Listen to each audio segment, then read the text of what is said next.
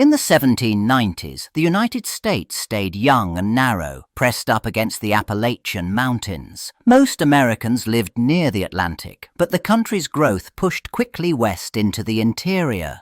That created a simple problem with huge consequences. Distance. Roads stayed rough and slow. Moving crops overland cost more than the crops were worth.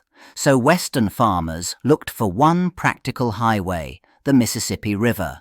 The Mississippi carried what the frontier produced: flour, corn, tobacco, pork, downstream in bulk, cheaply and fast. Flatboats and barges drifted south with the current, turning isolated settlements into part of a wider economy. But the river did not lead to an American seaport. It emptied into the Gulf at New Orleans, a port controlled by foreign powers. One choke point decided whether the West profited or suffered. New Orleans mattered because it connected the river world to the world market. Cargo had to be transferred there onto ocean ships, and timing mattered. If storage or loading got blocked, food spoiled and debts piled up. Western communities did not just want access, they depended on it. The young nation's leaders understood the risk. A country could not feel secure when its lifeline ran through someone else's hands. In 1800, a change happened on paper that carried huge weight on the ground. Spain agreed to hand Louisiana back to France, reversing a long-standing transfer from decades earlier. It happened quietly, through diplomacy, not battles, but the meaning was loud. The land west of the Mississippi no longer belonged to a fading empire trying to hold on. It belonged to a rising one that wanted more. That rising power was Napoleonic France. Napoleon Bonaparte led it, and he did not think in small borders. France regained Louisiana as a strategic tool, a way to control the Mississippi corridor and the vital port of New Orleans, and a base to rebuild influence in the Americas. For the United States, this shifted everything. Spain had been predictable and negotiable. France looked ambitious, fast, and far less patient. Now, an aggressive European empire sat at America's western doorstep, without warning and without much trust built up. American leaders understood what this could mean, even before any policy changed. If France decided to tighten control of New Orleans, the entire Western economy could be squeezed overnight. The United States did not just face a border neighbor.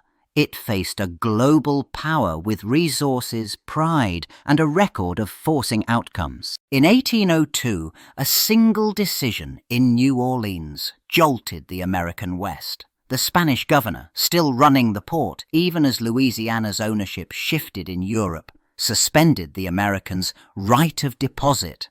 That right had let U.S. traders unload goods, store them, and transfer them onto ocean ships without heavy fees or delays. It sounded like paperwork, but it controlled whether the Mississippi trade worked at all. The impact hit upriver fast. Western farmers and merchants depended on New Orleans as the funnel for nearly everything they sold. When the storage privilege vanished, their cargoes backed up, costs rose, and profits disappeared. People who had felt far from the federal government suddenly felt trapped by a foreign official at the river's mouth. The fear was simple and sharp. If Spain could close the gate once, it could close it for good. That fear turned an old trade irritation into a national political crisis. Anger in the West built pressure on Washington to act, and talk of force grew louder because the problem seemed immediate and visible. New Orleans was not a distant diplomatic issue anymore. It was the difference between getting paid and going broke. In 1802, the United States did not just worry about commerce, it worried about control. In early 1803, Jefferson faced a problem that no speech could fix. The Mississippi trade still depended on New Orleans, and now the future of that port sat in French hands. He already had an American minister in Paris, Robert Livingston, trying to reach a deal. But the crisis had grown sharper and time felt shorter. Jefferson decided he needed a second negotiator with broader authority. He chose James Monroe, a trusted political ally with experience abroad, and sent him across the Atlantic with clear instructions. Monroe's mission aimed at one thing: secure New Orleans for the United States, permanently, by purchase if possible. If the moment allowed, he also had permission to seek West Florida. The goal sounded simple. The risk behind it was not. Failure meant the United States stayed vulnerable at the river's mouth. Jefferson prepared for bargaining, but he also prepared for the opposite outcome. He worried that France might refuse any sale, tighten control, and force Americans to choose between submission and confrontation. War, once unthinkable for a young republic, started to seem like a real contingency. So Monroe sailed to Paris, not just as a buyer, but as a pressure valve. A purchase could calm the nation, no purchase could ignite it. By spring 1803, Napoleon's big plan for the Americas started to break down. France wanted a strong base in the Caribbean because sugar islands produced fast money and fed the empire. But on the French colony of Saint-Domingue, a revolution by enslaved and free black Haitians refused to die. French troops landed expecting control. They met fierce resistance and a fight that dragged on. Then disease hit harder than bullets. Yellow fever and other illnesses tore through the army sent to crush the uprising. Ships arrived full and left half empty. Officers died, replacements failed, and the costs climbed with no victory in sight. Without Saint-Domingue, Louisiana stopped making sense as a support system. It had been meant to feed and supply a Caribbean empire. Now it looked like an exposed stretch of land. At the same time, war with Britain loomed again, and that changed everything. Britain ruled the sea, and France knew it could not easily protect a distant territory on the Mississippi. Louisiana could be taken, blockaded, or simply cut off. Holding it meant spending money and soldiers France no longer had to spare. Keeping Louisiana no longer promised strength. It threatened to become a gift to the enemy. In April 1803, Monroe and Livingston still came to Paris, expecting a tight, practical mission. They needed New Orleans, maybe a slice of nearby coastline, nothing more. Then the ground shifted. French officials did not start by haggling over the port. They moved past it. They put an entirely different idea on the table. France considered selling all of Louisiana. It sounded almost impossible. Louisiana was not a town or a harbour. It was a vast interior, rivers, plains, and settlements stretching far beyond what Americans clearly mapped or controlled. Yet the offer meant something simple and explosive. The United States could trade one vulnerable choke point for the whole river system behind it. One deal could erase the Mississippi crisis at its source. For the American envoys, the choice turned urgent. They had no instructions to buy a continent. They had authority for a port, not an empire of land. But walking away carried its own danger. If France kept Louisiana or sold it to another European power, the United States faced the same nightmare again: foreign control at the nation's western edge, with war always close behind. In May 1803, James Monroe and Robert Livingston faced a decision that barely felt real. They had arrived to buy a port, not a territory. Now France offered Louisiana, and the clock moved fast. They weighed the risks in plain terms. If they hesitated, Napoleon could change his mind or sell to someone else. So they agreed in principle to a price that sounded huge, but also like a once-only chance. The number settled at $15 million, and it pushed the United States into financial improvisation. The government did not simply hand over cash it did not have. Instead, the deal leaned on bonds and loans, turning land into a promise backed by future payments. It looked like paperwork, but it carried real force. The moment Monroe and Livingston accepted those terms, the country effectively bet its finances on a map it still barely understood. That uncertainty cut deepest at the edges. Louisiana did not come with clear lines everyone agreed on, and the treaty language left room for argument. Still, the commitment stood. The United States locked itself into the largest land purchase in its history without knowing exactly how far it reached or what conflicts it might trigger.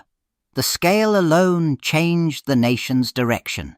It turned a trade crisis into an expansion that could not be taken back. By late 1803, the biggest obstacle was no longer France. It was the United States itself. Jefferson faced a problem he could not ignore. The Constitution never clearly said a president could buy foreign land and add it to the country. He had built his politics on strict limits to federal power. Now he held a treaty that promised safety on the Mississippi and a vast new future. Jefferson considered whether an amendment was needed, but time worked against him. The deal had to be secured before it slipped away, and any delay invited new trouble with European powers. So he sent the treaty to the Senate, where the Constitution did give clear authority, the power to approve treaties. Senators argued over cost, precedent, and whether this purchase stretched the Republic too far. In the end, the Senate ratified the treaty, and the purchase became official. The United States now claimed an enormous territory on paper, but the edges of that claim stayed blurry. The agreement described Louisiana in broad strokes, not precise lines.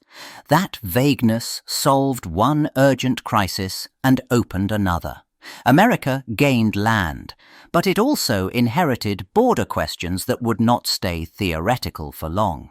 In 1804, the United States finally took possession of Louisiana and faced a problem money could not solve. It had bought a vast place it barely understood. Officials had to replace French and Spanish rules with American government, collect customs, and keep order along the Mississippi. Then came the bigger task, finding out what the purchase even contained. Jefferson ordered expeditions to map rivers, measure land, and report who lived there.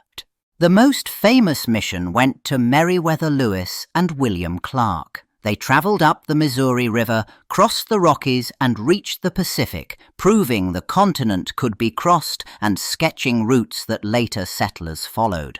But exploration also carried authority. American flags and written claims meant the United States acted like the new owner. For many native nations, that changed everything. Trade, alliances, and old borders suddenly shifted under them. As Americans pushed into the new territory, conflicts multiplied. Some native nations resisted, and the federal government answered with forts, treaties, and pressure to surrender land. At the same time, slavery moved with settlers, raising the question of whether new states would allow it and tipping national politics toward crisis. And the map still stayed blurry. U.S. officials argued with Spain over where Louisiana ended, especially near West Florida and Texas, turning paperwork into border tension. In the end, people remembered the Louisiana Purchase as a bargain, a single deal that seemed to double the United States overnight. But that memory softened what had driven the country to the table in the first place. In the 1790s, river access meant survival for farmers and merchants beyond the Appalachians. When New Orleans became uncertain, the nation felt small, boxed in, and vulnerable. After 1803, that fear receded, replaced by something bigger and harder to control. With the land came new routes, new settlements, and new expectations about what the United States could become. Expansion stopped being a distant hope and turned into a national habit. Power moved outward, and so did conflict. The purchase widened the map, but it also widened the list of problems the country had to face. Over time, the Mississippi River shifted from a choke point to a backbone, tying interior states to the rest of the economy. The United States emerged as a continental power. able to move people, goods and armies across vast distances. Yet the consequences stayed embedded in the nation's shape. Fights over borders, over native nations, and over slavery followed the lines of expansion. The deal endured, and so did its costs.